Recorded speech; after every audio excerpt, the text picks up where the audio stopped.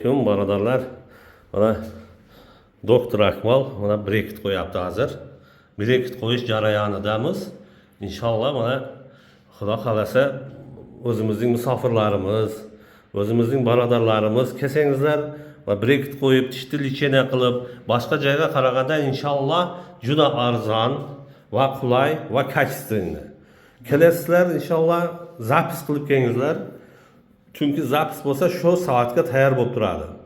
Farzandlaringizni, o'zlaringizni olib kelib, tishlaringizni licheniya qilib ketsangizlar juda zo'r. Nima deysiz, doktor?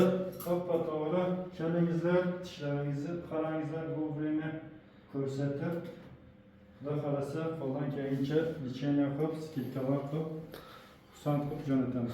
Inshaalloh o'zimizning barodarlarimizga skidkasi zo'r, ha? Albatta, albatta. Inshaalloh. Mana brekit qo'yapti hozir, mana o'rnatyapti inshaalloh. Shuni ko'rsatyapmiz sizlarga. Barodarlar tortinmasdan kelib, ana kelasizlar. Farzandlaringizning tishi bu o'zimizning tishimizdan, farzandimizning tishimizdan bu biz uchun bir baxtda kasal bo'lmaydi.